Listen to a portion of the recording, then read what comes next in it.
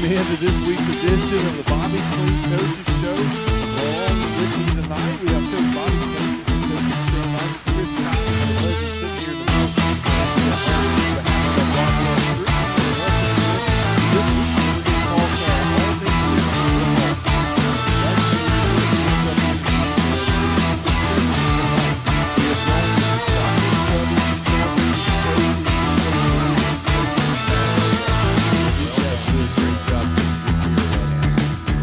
So, guys, we got our week 8. It's hard to believe that we have been rocking 8 weeks worth of Sunday football. Man.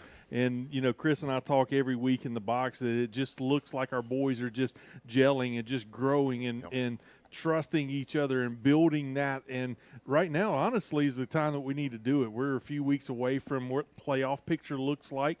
So we enjoy watching that every Friday night on the field to watch them continue to peak at the right time. But let's talk about last week. We had our latest edition of 6A football, and we came away with a big win this past Thursday night. It was fall break.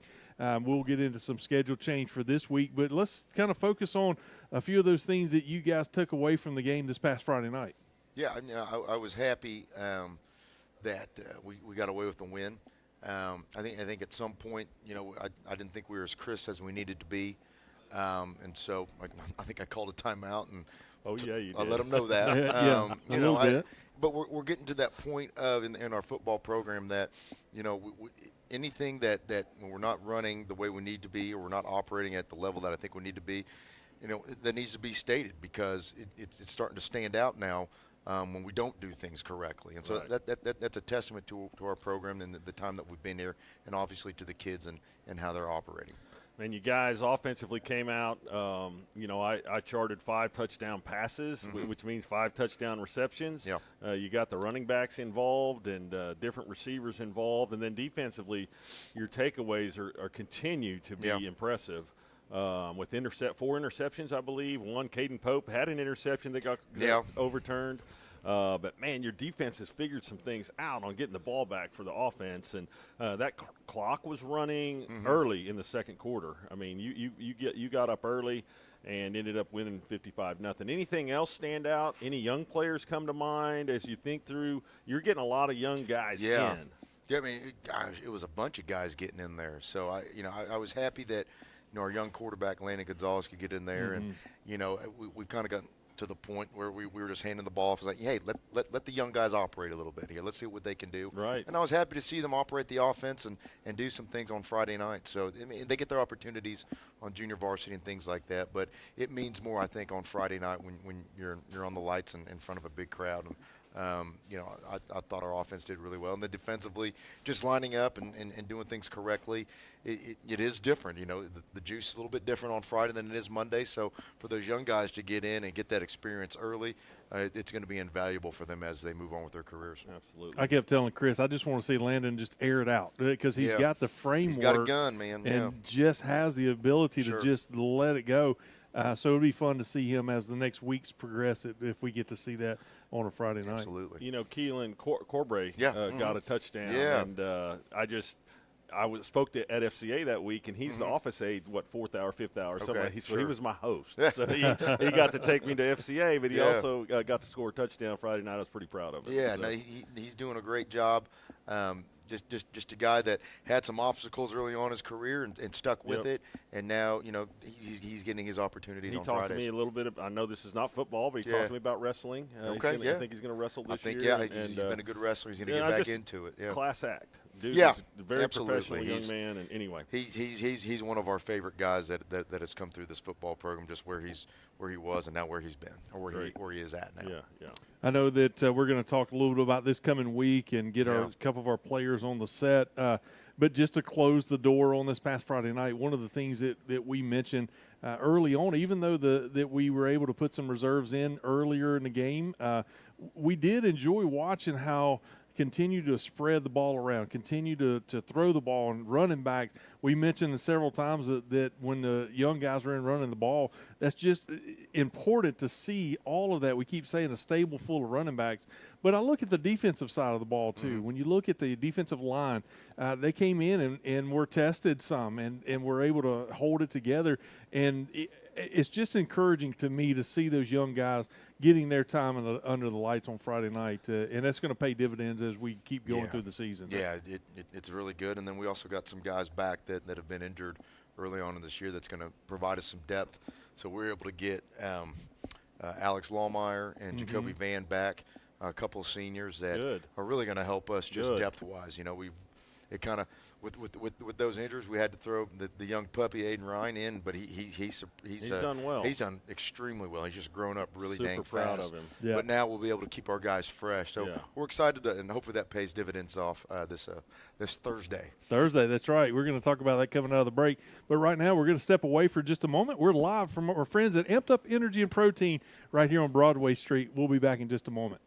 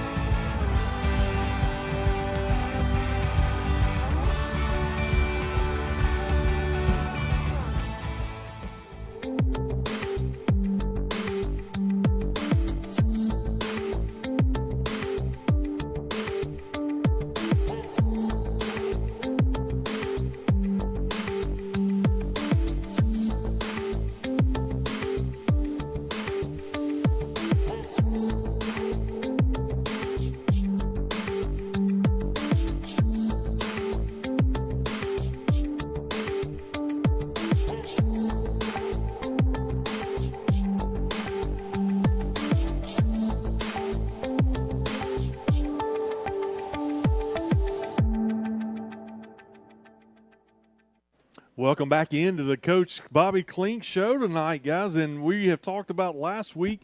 We've got a game coming up this week, and the athletic department let us know that the schedule is changed for this week. Yeah. It's going to be Thursday night. We've got some weather coming in this weekend, and they made that call earlier today. 7 o'clock on Thursday night at Muskogee.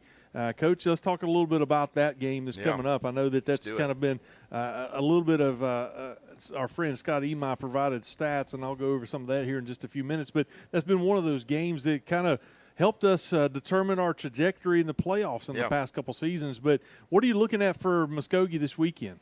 Let's go over the entire game plan. I'm sure they're not watching. No, they're probably not. Let's see.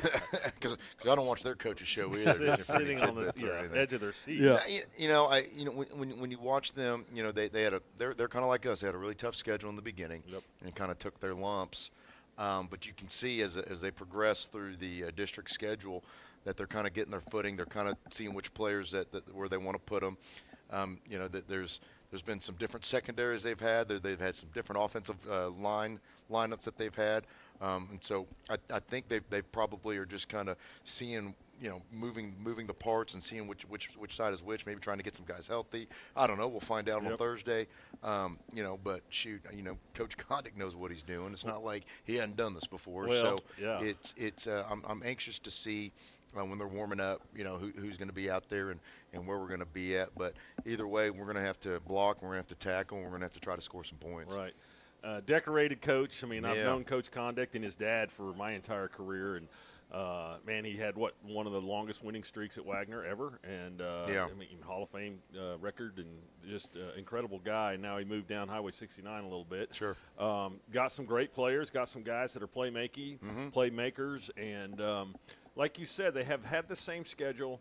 They've played lots of the same, not the same sort of schedule, but lots of the same opponents. Yeah. And so you can kind of look at the matchups and what that they've done against the same teams, and anything on. I guess it's a game that I've heard our players talk about interviewing. Every time I talk to them, they're like Muskogee. Sure. Everybody's pointing to Muskogee. How do you address that, especially now with a short week? Yeah. Our kids are ready. These guys, this senior group, for the most part, they haven't been able to beat Muskogee, so they're chomping at the bit for the opportunity, and knowing that going to their place, beautiful place by the way, it's going to be an unbelievable atmosphere. The weather's going to be nice. we can't play in the rain anymore. We're all too sweet. We'll melt. Thank so, you. That's know. right. Did you read my text on that this morning? No, I was telling all the guys I'll be up in the booth on Friday. I'm gonna try something different and call it from up top. No, I'm like, man, they're missing out on some of the best right. memories I have. That's all right. As a player, that's fantastic. As a coach, I'm good, man. So, we were happy to move it up. I'm sure Coach Conley would say the same thing at this stage. Just putting the game plan in, the kids are ready. Right. But by the time Wednesday rolls around, it's walkthrough. We're ready to go. And so that's right. Just to bump it up a little bit, I think that's exciting. Kind of got my blood flowing a little bit when Rod called me. He's like, hey, come to my office, and we're talking to the AD at Muskoge's. Hey, you ready to move it up? It's like, let's rock and roll, baby. So okay. it's going to be exciting. That's some inside scoop. I like to hear Yeah. that. Watch out, man. I'm an open book. People know that. Shoot, You are an open I'll book. say whatever. So our friend Scott Ema always provides us good stuff. Yeah, and, he's the man. We have been playing Muskogee for 24 straight seasons. Yeah. They lead the series 26 to 8, and they're 3-2 in your era. So this is going to be a good chance for us to balance that boat a little bit to get it back on a 500 plane. But when you start thinking about 24 seasons, that gives you an opportunity. That's Sapulpa. That's Ponca City. That's those kind of rivalries that you get to see as a town that dads and grandpas maybe even have played in these series. And I think this is special, especially for your senior crews, to be able to say, you know what, on my senior year, we went out on top. Yeah, absolutely. So, I mean, it's lopsided for a reason. They've got really good players. They've had really good coaches. I coached there for a season, so I'm familiar with the kids there. Just the toughness. The two towns are very similar in terms of being tough. So you better bring a mouthpiece to this game because there's going to be some hitting. Absolutely. And I look at it as a lot of times, especially over the past few seasons, that the winner of this game determines usually first in our division. Sure. And then it's fought out between the loser of this game plus maybe one or two other people in our conference. So this is a big one. We need to pick up a win this weekend. Yeah, it's definitely when it comes to district implications, it's definitely a big one. And so the Ruffers got our full attention, and we'll be ready to go on Thursday. Thursday night, 7 o'clock in Muskogee is the kickoff time. Again, just you'll see it all over social media, but just want to keep reminding so you can make it down to Muskogee. It's like he said, a beautiful stadium. Going to be a good night for football, so come out and be a part of that. We're going to take a break from the Bobby Klinck Coaches Show. When we come back, we're going to have two of our players, Grady Harris and Dom Forbes. It's going to be fun talking to them a little bit about their careers as Sandite. So don't go away. We'll be back in just a few moments.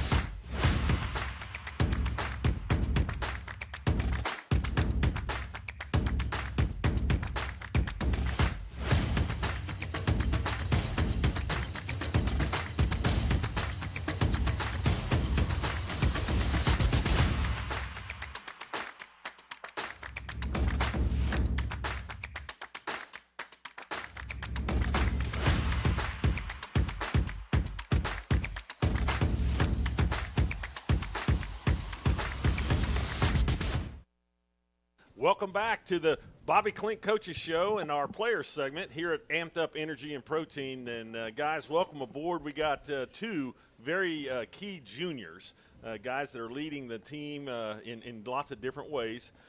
We got number 2, Dom Forbes, and number 5, Grady Harris. And thank you guys for coming on board and talking some ball tonight. Thanks for having us. All right, there you go. So both of you now, I want to start with this. And, Grady, I gave you a heads up. Have earned what Coach Klinck has made very special here, the single digit. I want you both to answer, what does it mean to earn a single digit here at Sand Springs? I think it means a lot.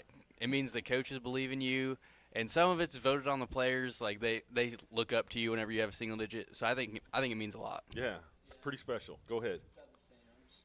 It means they trust you. Yeah. And, I mean, Yep. What more can you have when your coach trusts you? No doubt. Yeah, as Coach Klinck calls it, he calls us playmakers. Playmakers. And I love it. I mean, I was pretty excited to have both of you guys come on just because of your ranking in the junior class, and you guys have done some great things in your young career, and you still got the rest of this year and next year as well. So, Grady, you're playing both ways, and Yes. that's pretty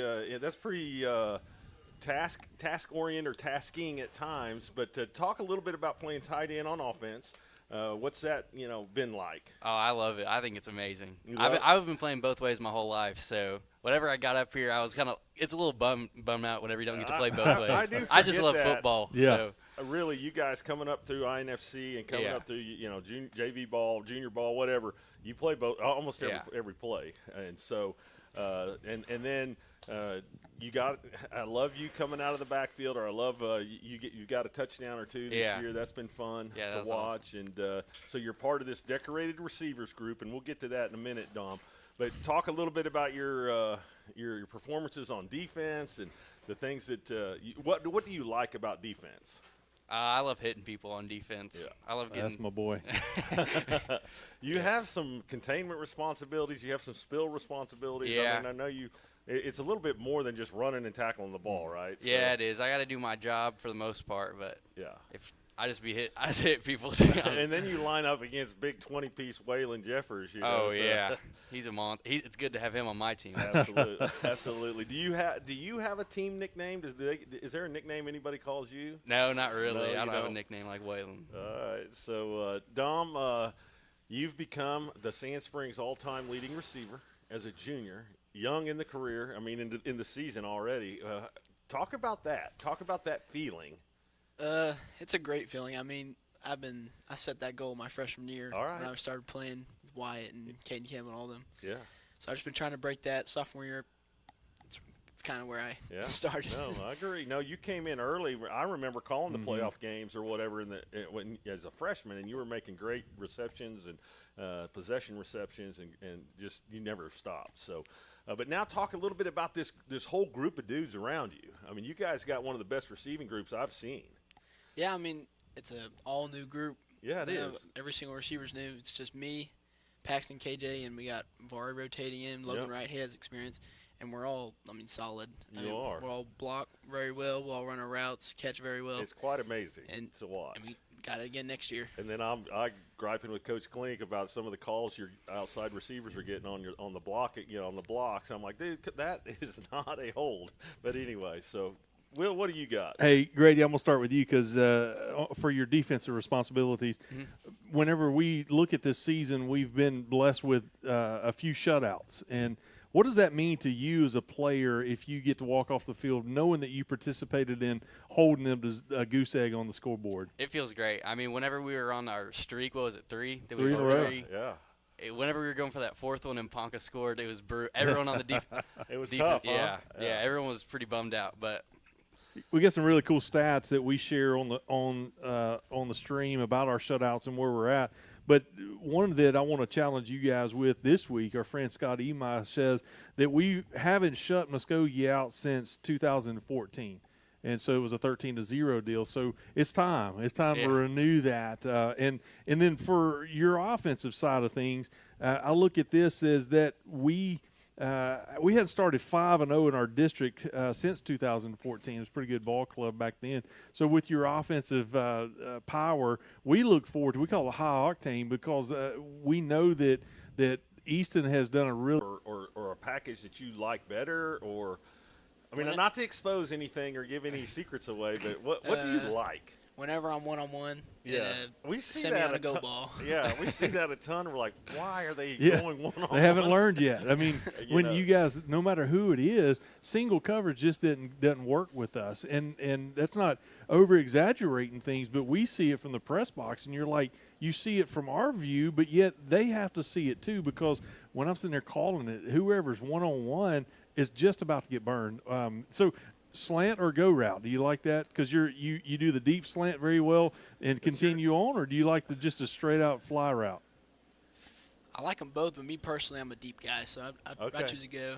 I like it. You find a way to catch the ball anywhere it's put. I mean, if Easton can get it in the window, you're finding it. I mean, so he'll put it there. But you're not afraid to go across the middle either. No. We love watching that Yeah. too. So I know that you guys you can't wait to get home to watch the stream for us. I know that. But since you were on our show last year, have you changed any kind of routine? Have you changed up the food or what you wear, Or your what you pregame? listen to, what do you watch? Any new stuff going on? Did your brother coaching you up? What's your routine like now? The same as it was. Same. Just sit in the locker room and be quiet. That's all I do. Food? Are you eating or not eating? Not really eat Not a before lot? games now. All right. Mine stayed pretty much the same. I ate Chick-fil-A before the game, but after I got my Hitman shirt, the little sleeveless Yeah. one with the hoodie, I've been wearing that every day. I every love time. it. Yeah, I that's love right. it. Is that your entrance? I'm Yeah. coming out in Yeah. that. So, it's been fun to get to know your younger brother Jack, and we're excited about seeing him come on board. And then and then I've met your grandmother in the stands, and she has been a blessing. So you are blessed. You both of you guys are family blessed. So anyway, And I'll just leave it with how I always do it. You guys do a great job carrying yourself on and off the field. And so just keep doing that because you got lots of people watching you. And we like to see you guys around the locker room, around junior varsity games or middle school games, how you interact with those guys. Because for me, when I was their age, you guys weren't there. It wasn't too long ago that you were there. You were looking at somebody on the varsity team. Yep. So thank you guys for being a great example for the little ones to follow. And we're looking forward to a good game on Thursday night at Muskogee. we didn't even ask you. I mean, what's your feelings coming into this? What I'm ready. I've been ready since beginning of the year. I've been thinking about this game all year. It seems like all you guys have. I mean, I think from day one, every person I've talked to on the team is like Muskogee. Yeah. Muskogee. So in your minds, is it Sapulpa then Muskogee, or what's your? I'm a Muskogee Sapulpa person myself. Yeah? Okay. Yeah. I want to beat them so bad. Yeah. Well, let's go take care of business. Yeah, let's go okay? another In their goose egg. house, in their house. Oh man, sir. a So- shutout at their place that would even that. Will's that'd be putting the much pressure better. on. That's right. I love it. I love it. Well, guys, thanks for taking the time. I know you guys are busy, especially a short week, but thanks for stopping by and being on the show tonight. We always enjoy having you on the show, and keep playing hard. We're going to be there watching you guys on Thursday night. Hey, don't go away. We're going to come back with segment 4 of the Bobby Klinck Coaches Show right here live from Amped Up Energy and Protein. We'll be back in just a moment. You find out life's this game of inches. So is football. They're in every break of the game, every minute, every second. We fight for that inch. Because we know when we add up all those inches, that's gonna make the difference between winning and losing. Something's coming. Something's coming. Let the games begin. I was born for this. From day one I wanted it. We come too far to quit. Ain't no stopping it. I was born for this. From day one I wanted it. We come too far to quit. Ain't no stopping it. Ain't no stopping it. Ain't no stopping it. Ain't no stopping it. Let the games begin. Welcome back into the final segment of this Week 8 Bobby Klinck Coaches Show, where we are sitting here enjoying, most of us are finished. Chris is kind of dragging a little bit on the shake tonight, but that chocolate-covered strawberry from our friends at Amped Up was right on time. Coach, we've had a good time talking about football. We got Muskogee coming up Thursday night. How much do you get, just on a personal note, how much do you get into the weeds of records and how many shutouts do we have? How many times have we scored 50-plus points? How much of that do you play into? What do you do as a record, as a head coach at Sand Springs? How much of that weighs on what you, not necessarily what you do during the week, but do you pay attention to any of that noise? 0%. Yeah.